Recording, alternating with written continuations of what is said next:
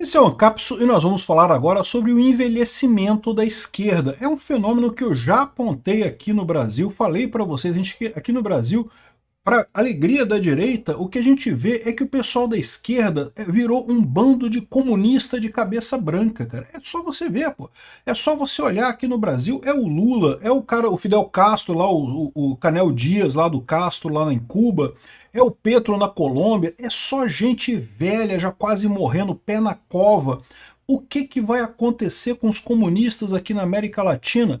Ah, mas tem também novidades, tem novas lideranças e coisa e tal. É, até tem, mas não tem esse peso todo que tinha a geração minha, né? A gente enfrentou essa geração de cabeça branca aí, essa cambada de comunista idiota na época que eles estavam fortes.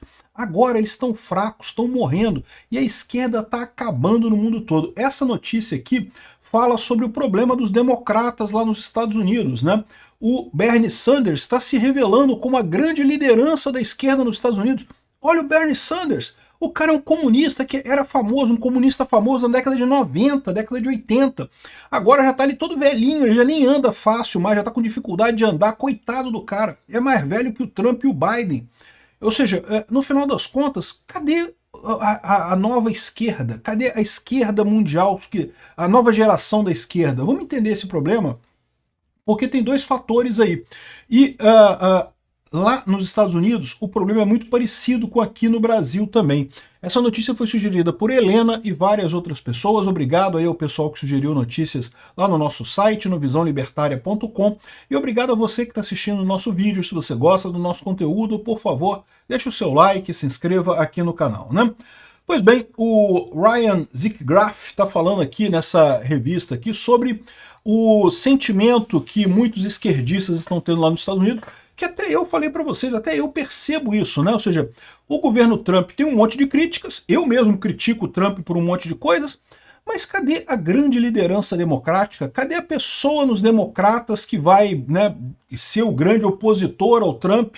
Não aparece, não tem ninguém nos democratas que consiga levantar a cabeça e bater no Trump, né? Você pode dizer que talvez seja uma estratégia deles de ficar meio escondido mesmo, é melhor deixar para aparecer já perto da próxima eleição, já perto de 2028, né? Porque aí o Trump já vai estar mais fraco, já vai ter passado esse entusiasmo inicial, o Trump não pode mais concorrer em 2028, aí ele disse que vai fazer um truque lá, que vai botar o Vance como presidente, ele como vice, mas não tem jeito, não tem como ele concorrer de novo, mas mesmo com tudo isso, o fato é que falta uma imagem que realmente atraia a juventude, né? E o pessoal está colocando aqui uma outra coisa aqui, que mesmo a AOC, né, a Alexandra Ocasio-Cortez, que está sempre com ele, coisa e tal, que é uma pessoa jovem, é uma moça jovem, coisa e tal, ela não consegue atrair o mesmo entusiasmo das pessoas. O que está faltando no final das contas, segundo eles dizem aqui, é a juventude. Cadê a juventude esquerdista? Olha só, em toda a evolução humana, a juventude sempre tendeu mais para a esquerda do que para a direita, né? É natural. Você, quando começa na sua vida, você é um jovem, você está começando na vida, você não tem nada, né? O que você tem, na melhor das hipóteses, é da sua família, seu pai que te deu, a sua família que te ajudou.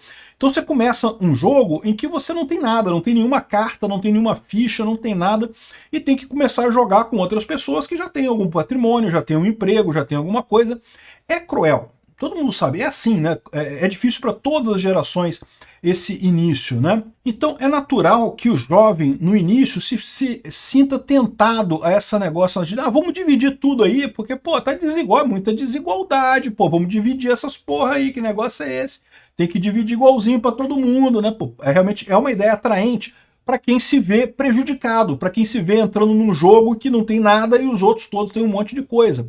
Mas, à medida que o tempo vai passando, aquele jovem começa a jogar o jogo, começa a ter um emprego, começa a ter alguma coisa, comprou o carrinho dele, começou a se ajeitar na vida e coisa e tal, e rapidamente ele se torna de direita, ele percebe que não, peraí, não pode ser esse negócio de dividir tudo, porque se você não tiver um incentivo para correr atrás, né, a sociedade não funciona, tem que ter um incentivo, as pessoas têm que correr atrás, têm que querer ter as coisas, têm que trabalhar para ter as coisas, senão a coisa não funciona, né?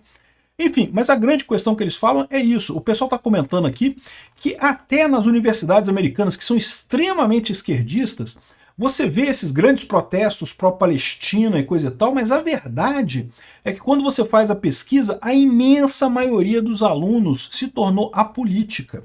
E isso eu acho que é uma verdade aqui no Brasil também, tá? A gente tem essa impressão de que as faculdades brasileiras são extremamente de esquerda, é porque existe um grupo de esquerda nas universidades que é muito ativo, que fala muito, que chama muita atenção.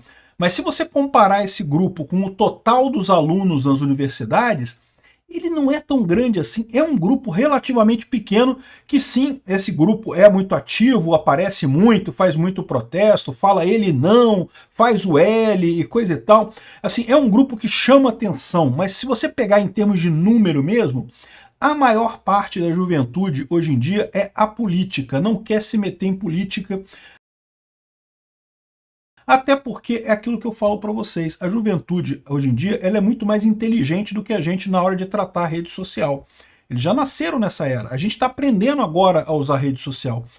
Meus filhos, né, o pessoal mais novo, o pessoal já nasceu com esse negócio de rede social, já tem isso no sangue, e aí eles percebem que é muito mais complicado essa coisa, que não, é muito arriscado você ir para um lado ou para o outro, porque você sempre vai estar perdendo num primeiro momento, para quem quer começar a vida, se você depende para um lado ou para o outro. Então, fora essa pequena minoria muito vocal que você ainda tem nas faculdades, ligadas a DCE, a Grêmio Estudantil e coisa e tal, o grosso, a grande maioria do pessoal das universidades, lá nos Estados Unidos e aqui no Brasil também, o pessoal é totalmente apolítico, não quer saber de nada. Não quer, nem quer votar. Lá nos Estados Unidos você tem essa opção, né? Aqui no Brasil o voto é obrigatório, lá nos Estados Unidos não é. Eu acho um absurdo ser voto obrigatório aqui no Brasil. Eu acho que nada deveria ser obrigatório, mas enfim.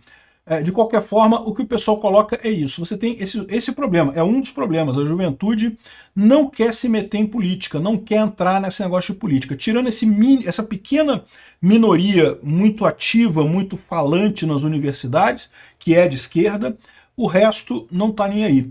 E aí você tem uma questão que é o outro problema, é que proporcionalmente a juventude agora faz uma parte menor da sociedade, né? A gente está vivendo num mundo em que as taxas de fertilidade são pequenas. Gente, parece que não, mas eu senti essa diferença. Lá no Egito, em tudo quanto é lugar tem criança, cara, é criança pra caralho, pra tudo quanto é canto tem criança andando pra cima, andando na rua, andando nos lugares lá, pedindo esmola, fazendo coisa, carregando gente, criança pra tudo quanto é lado no Egito. Aqui no Brasil não tem, cara. Você vai na rua aqui no Brasil, assim, de vez em quando tem uma criança, outra. Eu sei que também é arriscado aqui você deixar criança na rua e coisa e tal, mas é arriscado deixar criança na rua no Egito também. E, no entanto, você tem um monte de criança. Outra coisa, Israel tem um monte de criança em Israel também, cara. Israel é uma população que tem muita taxa de natalidade muito alta. Acho que é 4 ponto alguma coisa a taxa de natalidade em Israel.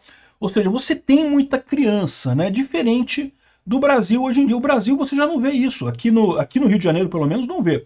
Talvez mais para o interior, talvez no Nordeste ainda tenha muita criança na rua, mas você sente esse tipo de coisa, você sente essa diferença, né? E lá nos Estados Unidos é ainda pior. Você não tem juventude. Se você não tem juventude, evidentemente que o peso da juventude, que sempre foi uma coisa que favoreceu a esquerda, começa a se perder, né?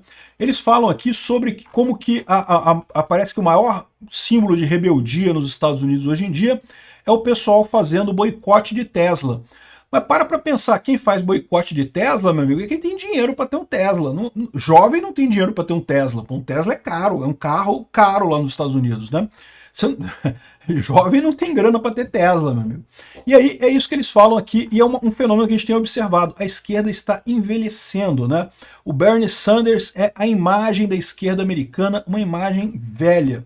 E aqui no Brasil é a mesma coisa. Aqui no Brasil você vê os grandes líderes da esquerda brasileira, Zé Dirceu, Lula, Palocci, essa turma toda, todo mundo cabelo branco, já envelhecido, já lutando com Alzheimer, lutando com o Parkinson, já ali no fim da vida, né, no fim da vida útil.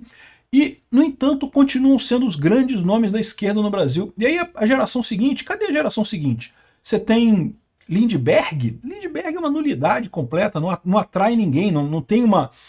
não consegue, não é uma pessoa carismática, não é alguém que consiga atrair pessoas, né?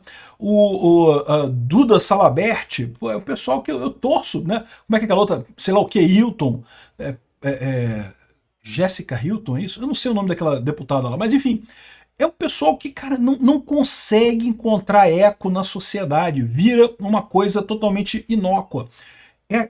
O fenômeno é muito aquilo que eu falo para vocês, a esquerda ela é autofágica por definição. Ela tentou tanto destruir os mecanismos da sociedade moderna que ela acabou destruindo a si mesma. E hoje em dia o que resta é um monte de gente velha que está fadado a desaparecer em pouco tempo. Não quer dizer que não vai ter oposição, tá? Sempre vai ter oposição, sempre vai ter alguém do lado de lá. Mas a esquerda, como a gente conhece hoje, essa esquerda comunista, essa esquerda, ela vai sumir. O que vai vir no lugar, eu não sei. Acho que a esquerda identitária também não tem chance. É outra esquerda que é autofágica, que se come a si própria, que destrói a si própria, então não tem futuro. O que eu acho que a gente pode ver é uma esquerda mais voltada para a caridade, né? Uma visão mais bleeding heart, libertarianismo bleeding heart. Eu acho que isso que talvez seja o futuro da esquerda mundial. Não sei qual é a resposta para a esquerda. Que vai ter oposição, sempre tem, porque é natural. Quando você tem movimento na política de um lado, surge oposição àquele movimento do outro lado. Mas a esquerda, como a gente conhece hoje, com essa força que existe hoje, está acabando. Obrigado por assistir o vídeo até o final.